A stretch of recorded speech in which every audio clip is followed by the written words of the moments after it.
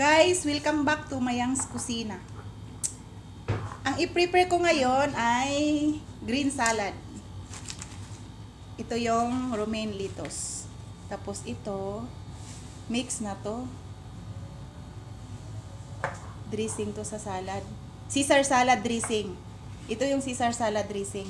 Pero hindi itong sudlanan yan, hindi ito inano na lang to. Dito na lang nilagay yung dressing. Tapos ito yung romaine.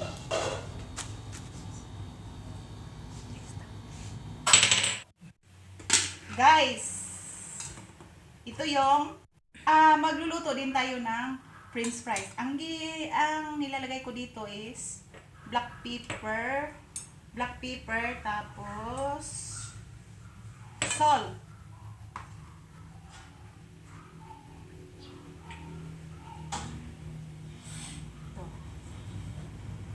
Tapos ito. Kayo na mag-estimate kung anong gusto nyo na dagdag. Gusto nyo na dagdagan nyo pa ng maraming black pepper or salt. Kayo na mag-adjust. Depende sa gusto nyo na lasa. Gusto nyo medyo maalat-alat konti ang potato, kayo na magdagdag sa asin. Tapos, ito na. Tapos, marilit lang natin to ng mga 20 minutes. Hindi! 15 minutes lang. Para masok yung salt niya sa potato. Tapos ito, green salad. Hugasan ko muna to.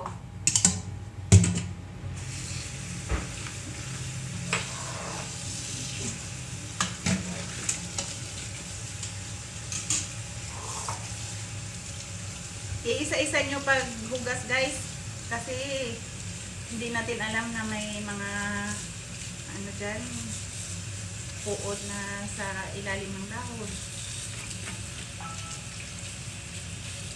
Yung paghuhugas natin sa lettuce. I-ano na natin to. Dito, drain natin. Ganito kung gusto nyo na ito ang size sa ng lettuce, ganyan. Depende sa gusto nyo na size sa lettuce sa pagkain ninyo, kung ano yung gusto na size na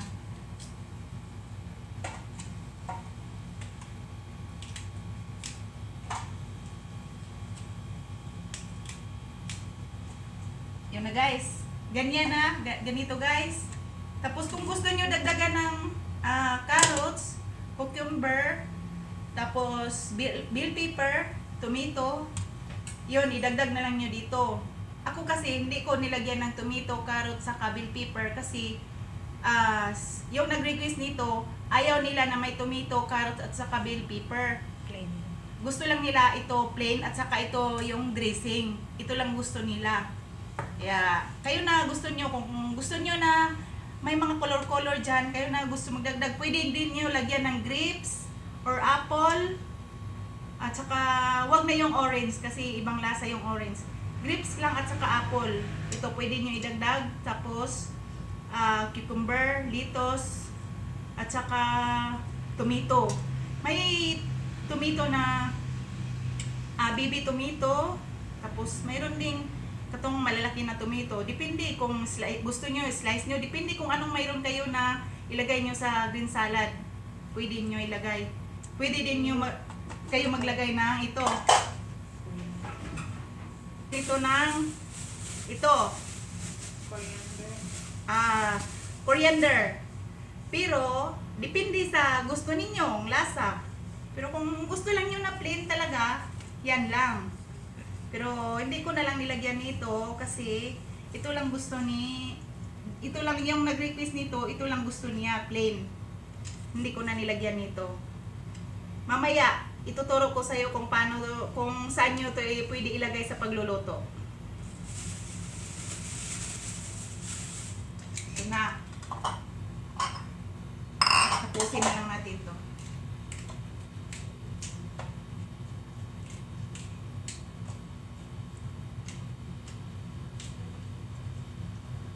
Pwede din kayo maglagay ng, pagkatapos nito, pwede, pag serve ninyo, pagkainan nyo, pwede nyo lagyan ng parmesan cheese.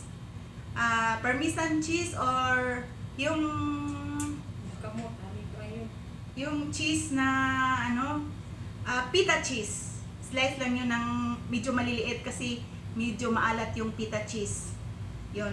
Pwede nyo ilagay dito. Kasama na yung mga binabanggit ko kanina ng mga grapes, apple, cucumber, at saka tomato, at saka carrots.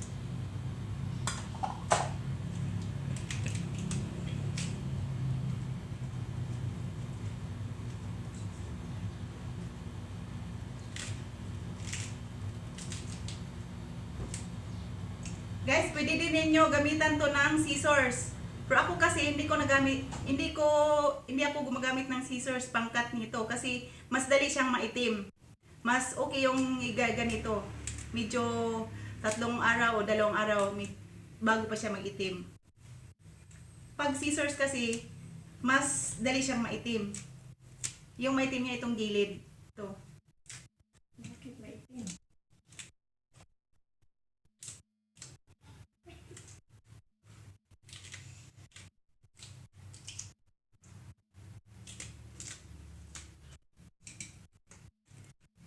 Next time, mas potato.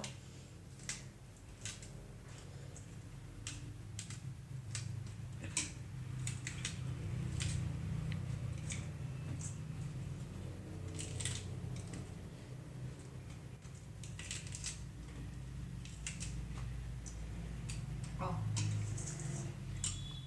Ito na guys. But, siparin pa rin ninyo yung ito.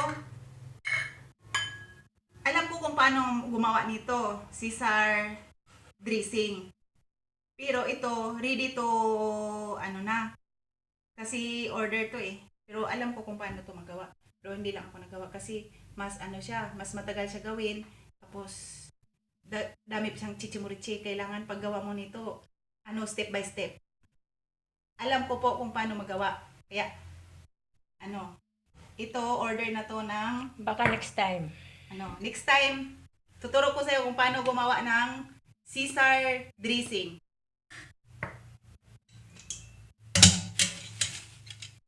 Mana? Wala na?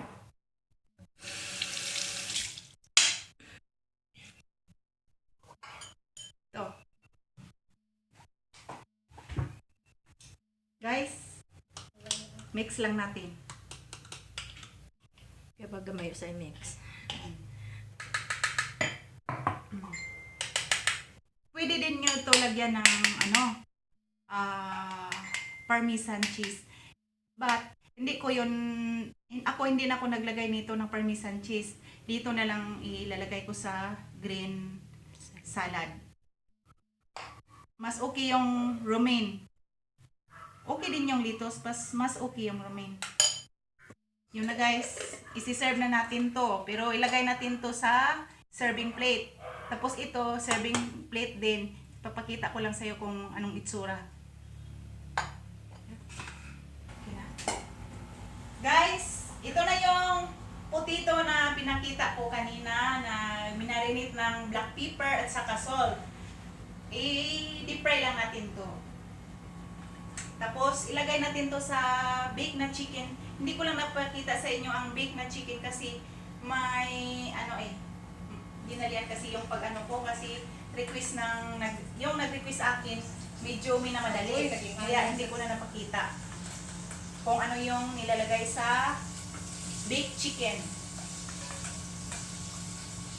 Sige lang, next time marami pa man tayong oras na pwede natin ipakita. Guys, hindi ko nilagay ito yung medyo may sabaw siya kasi syempre nugasan natin to. Tapos yung salt, medyo kasi siya, medyo may tubig. Anong di siya tinaw? Explain mo.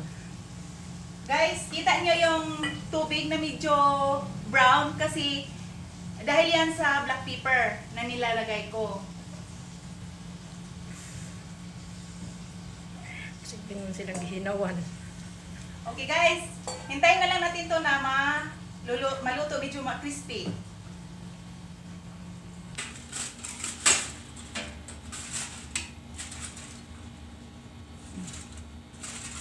Guys, medyo hindi pa luto itong big chicken.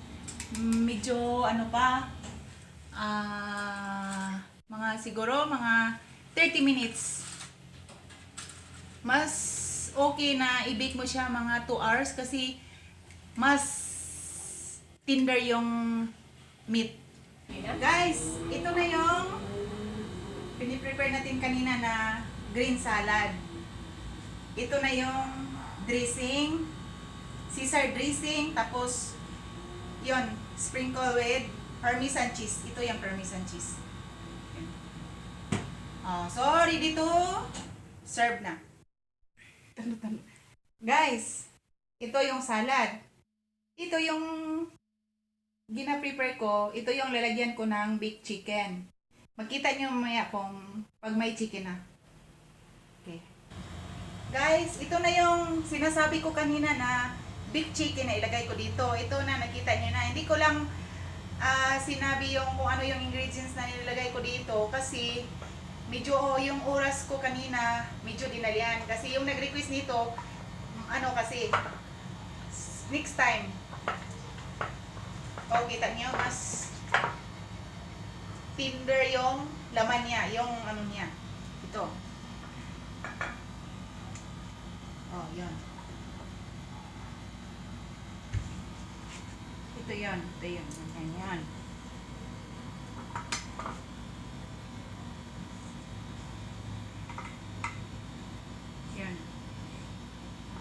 tapos, yung ano niya, itong sauce, pwede din ninyo ilagay dito.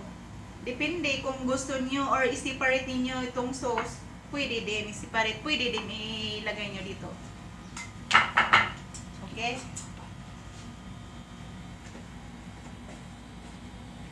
Masama bunti.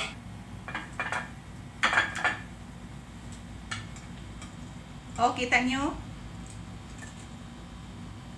Sobrang yung niya kasi bake ko siya ng mga 1.5 hour. Yan ito. Tapos lagay na natin to. Ito yung french fries na inano ko kanina. Yan.